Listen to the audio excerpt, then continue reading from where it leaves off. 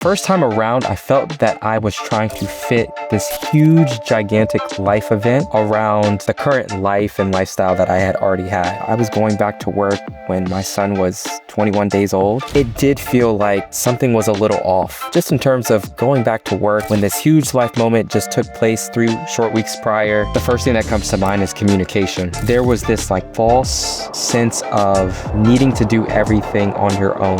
I think you take for granted how much time it takes to prepare food, to cook it, and then think about doing that while you're sleep deprived. I put a lot more energy into work, my career, leading up to the birth of my second child. That mind shift for me didn't take place until my first child was here in front of me in person. Knowing that for baby number 2, I think I was able to prepare a little bit better. Thinking about what you need most and orchestrating time and structure around that will be most helpful for you. Today, I'm joined by Evan. He's a dad of 2 who's experienced maternity leave from both ends of the spectrum. First time around, he just had a few weeks off with no real roadmap. And the second time, he's had a much different approach. He's had more attention, more structure, a very different mindset. This conversation is about what changes when you stop trying to fit parenthood around work and instead let work fit around one of the most important seasons of your life. I'm excited to jump in. Let's go. All right, folks, we're back again. Before we jump in, I'd love for my guest to introduce himself. Just, share with the folks who you are, what you do, how many kids you have, their ages, as much as you'd like to share today. Absolutely. Hey, everyone. I'm Evan Coleman. I am a senior marketing manager at LinkedIn, so very much a marketer by trade. But more holistically, I like to solve different problems across the world creatively, whether that be through my passions with student athletes or just getting more intertwined into this whole world of AI. In terms of kids, I have 2. I have a son. His name is Kai. He is 4 years old. And then I have a baby girl. Her name is Aya, and she is just about to turn 7 months. So super busy, but I am super thankful for the household that my wife and I have created. Amazing. I love that. For folks to know, Evan and I, we both have a student athlete background. And so I think the last year and a half has been, I've loved some of Evan's content. And I wish I had someone like that, I would say 10 years ago. Geez, it's, my age Yeah. now. I doubt a lot of people tell you how to get up and going on LinkedIn and how to leverage your unique background. So we'll talk about how to get connected with Evan later, because I think he does some amazing stuff there. Um, 2 kids, 4 and 7 months. I'm curious, Evan, what does the day-to-day look like right now at this stage? The day-to-day is, at this point, very structured. So my wife and I, we work very hard and diligently to make sure we have everything that we can control organized. So whether that be, pick up and drop off of our older son at school, making sure that we have our babysitter, their schedule on our calendar so we can clearly see Mhm. times that we have, the caregiver come through the household. Anything that affects our family and our household, we try to be as structured and as organized as possible. That way we can do, what we need to do best, which is, whether that be with my wife with her residency program, myself with my work. Yeah. That's and there's so many things, and one of the things that you mentioned of how hard you had to work to get here, because people think you just flow into it, but to build the routine does take time. It's the second time around. I'm curious if you thought back to the first time, 7-month-old, what has changed? What are some of the things that you've learned, and especially around sleep and energy management? I'm curious there. Great question. So first and foremost, I'll say that, the first time around, I felt that I was trying to fit this huge, gigantic life event around the current life and lifestyle that I had already had with work, with my wife, just trying to, do the best I can, but still fit that huge life moment into the way in which I was already living. This time around, after I've had the time to reflect and really understand what's best for myself, my family, I took a moment and I paused and I knew very clearly that this was one of the, best times in our lives collectively, as a household. So I wanted to not only prioritize, but, focus as best I could singularly on that moment, if that makes sense. Let's pull on that a little bit. And I think there's some fundamental changes. As I recall, we were talking, sounds like the first time around, the paternity leave wasn't as built out. What was it like going back to work so soon? I'm curious about that. So the first time around at my previous employer, I had 3 weeks of paternity leave. So all in all, I was going back to work when my son was 21 days old. Wow. And, truthfully, because that was my first child, it just felt like the norm. It felt like a societal and social norm that you kind of just live with. But if I really think back on that time and think truthfully, it did feel like something was a little off, just in terms of going back to work when this huge life moment just took place 3 short weeks prior. And, now you're caring for a life that is still so young and needs you around 24/7 Mhm, and needs you mhm. fully present. So yeah, it felt a little awkward, just a little off in terms of going back to work that suddenly, but um, I get it. Those were the kind of the guardrails in place at the time. Um, and that's what made it a social norm. The thing that I joke about with my wife is that I think parents are just going around just, like, sleep deprived, and no one's saying anything. It's just like, is this just a known and that everyone's just sleep deprived and we're just all walking around and I was talking to my coach about it, and she's like, "You are expected to just be tough and, like, this is just what you do," but it's like, should it be the case? You've gone through that transition the second time around, and now you're in this stage where you seemingly have had more support and more aware.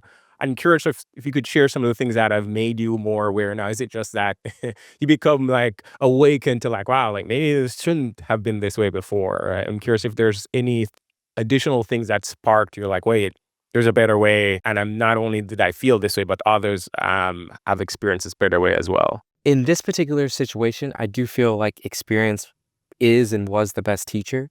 So going through that, the first time around, understanding what worked, what could have been tweaked a little bit, and what completely needs to be, done differently was clear both in my mind as well as my partner's mind. So I think that was the first thing where coming into this the second time around, we were super clear on what needed to take place for us to be successful, if you will, Yeah. relatively speaking. The other thing I'll say is I think, you know, your setting dictates a lot of Mhm. that as well. So this time around, um, I'm with a different employer than I was the first time around. I'm very fortunate enough to have 13 weeks of Yeah. paternity Wow. leave, but also, things such as ERG groups, being, intertwined in our family ERG group and being able to connect with different people who are either going through this currently, have gone through this, over the past couple of years. It's been really helpful just to understand various families' experiences and what works best for them and, pull that into your own life to, make your path as successful as possible. You mentioned the family ERG groups, and before you'd mentioned, the nanny. How have you structured support? I think we're similar. I don't have my family nearby. How have you structured that support? I think it'd be great if grandparents were here to help out, or but or siblings. But for those of who don't, I'm curious, like, how you've gone about it, and what advice would you give all the additional folks who are saying, like, "Hey, we're glad to have this kid, but we're nowhere close to where our support, like our familial support, is." The first thing that comes to mind is communication. It Mm. sounds so cliche, but again, when I compare the first time around versus the second time around, there was this like false sense of needing to do everything on your own the first time around for myself and probably for my wife as well. We were also dealing with, COVID and being cautious from a health perspective as well. So that did affect things in the dynamic in terms of allowing people to come into the household and help us as well. But all in all, second time around, as we were going through the pregnancy and preparing for the birth, we communicated a lot with our family. We Mm. started to, you know, create a calendar of essential shift work where Wow. different family members could come in at different times. And we also wanted our family members to lean into, what they do best. Mhm. So my dad, for example, he loves cooking. He cooks really, really well. So he was able to help us, prepare meals for, the first 3 weeks, Oh, of that time with our newborn, to where we didn't even have to think about food. And that's yeah. immensely helpful, because I think you take for granted how much time it takes to prepare food, to cook it, and then think about doing that while you're sleep deprived or you don't have as much energy as you typically do. So just different things like that, communication, allowing family members to lean into their strengths to, again, better and help the household is super important. You talk about calendaring, and that sparked for me this idea around, I know um, you had you broke up your time off in a specific way. And one of the things I'm trying to do with these conversations is show people that there is not just one right way to do something. It's what works for you. So I would love for you to share like how you decide to potentially break up the time, and just like give folks an additional example of like, here's what I did. You don't have to do it, but just know that, there's different options. The way in which that came about was really just talking about my wife, or excuse me, talking with my wife about what would be the best schedule for us as we re-enter our respective work fields. So as I briefly mentioned before, my wife is in residency here in the DC area. I work, in marketing. So I have a pretty flexible schedule as it relates to where I work. I come into the office 2 days a week. The other 3 days a week, I'm able to, work from home or work from a co-working space. But all in all, we talked about, okay, our child is going to be born in late June. There's that, 4th of July holiday time period. And then, we have 3 or so months before we get into that fall holiday period. So how do we best, split up or combine our paid time off to ensure that, we're running our household efficiently and effectively, but also, our newborn gets the care and support that she needs, especially in those very early stages. So we talked about what was best. And then, I went back to my work and was able to collaborate with my manager in terms of what I believe felt would be the best for my family. And my manager was super supportive. I have to say, the company, the organization, my team in general, all very super supportive of, team members that go on leave for personal reasons or, for the birth of their expecting children. So it was super helpful to have that supportive piece behind going after what we wanted. So for you guys, it was understanding, hey, you and your partner, here's what we need. And then trying to, whoever has the most flexibility and what specifically work for y'all in terms of what you were trying to achieve. So it's not just, hey, let's just take 3 months off together. It's like, look at your need and then see what might works best, for your desired outcome with what you get. Correct. And just to add a little bit more color there, our whole goal was like, hey, if we both take leave at the same exact time, we will need to find a child care supportive arm to help us when our Mm, baby is 3 months old. That still felt a little young to us. So we said, how can we manage our two paid time offs to get our child to be a little bit older before we rely on, call it non-family support? And that's what we did. I love that. It's one of the things that we're thinking through and getting ready to do as I go back in a month or so. Um, One of the things I want to come back to is this idea of work being the priority and this, it's like the difference between fitting it in and just like this is the goal. Often talk about work-life balance and everyone talks about it, but you know, oftentimes it's lip service of like when, the moment arrives, do you really show up and say, this is what I've been working towards? It sounds like you've made that shift. So I'd be curious to hear, I don't know, like how did you make this mindset shift between this just being like trying to fit this thing in versus this is the main thing and the only thing, not just an aside? It's a great question. And I think the thought process for me specifically on this started well before my second child was here. So, obviously, it takes about 9 months before baby's actually here with us in person. So, in preparation for baby, getting here, my thought process was, let me put a little bit more energy into my work because I know post birth, I'm going to have to lean more into my family and lean more into our household to support our family. So, I put a lot more energy into work, my career leading up to the birth of my second child.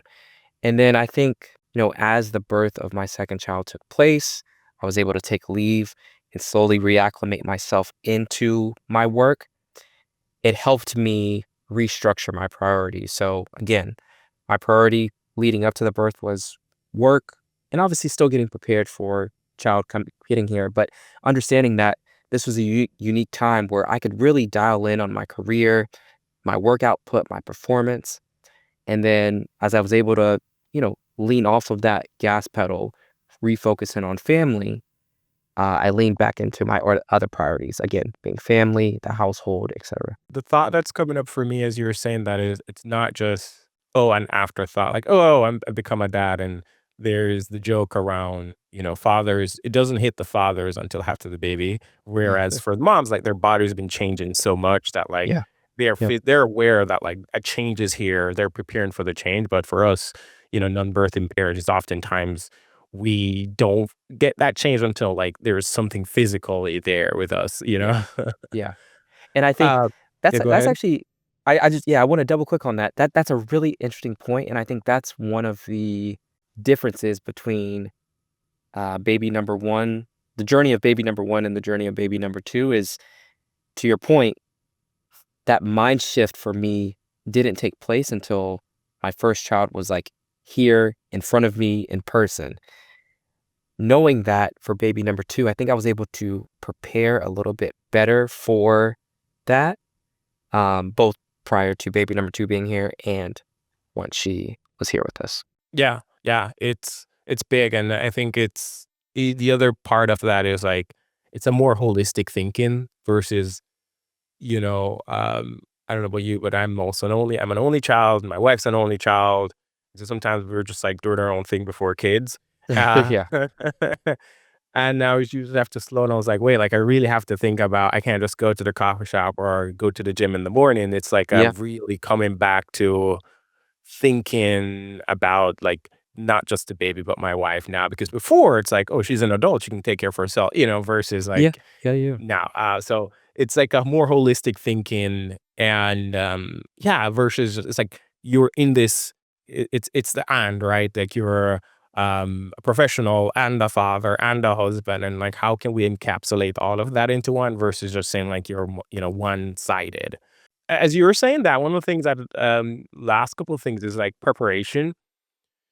A lot of people talk about preparation up until a certain point. Like, I distinctly remember my wife, like, as with many people, we were worried, could we conceive? We hadn't tried, so that Yeah, was like, yeah. we were just like, could we make it? And then that happened. We're like, oh, well, we did it. Now what? Like, we were prepared for like the 9 months in between.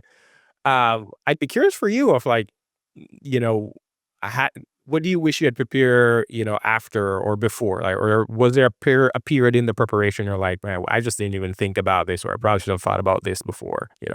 The first thing that comes to mind is I think my wife and I, we did a great job of preparing before birth, right? So Mm, making sure our household was set up, making sure we had all the, right tools, resources. We were doing all of the baby classes, all of that stuff. But maybe one thing that would have helped me is just talking with more dads and more fathers mm, about what to expect once baby is actually here. And I know there are generational differences. There may be differences based on the type of work an individual does.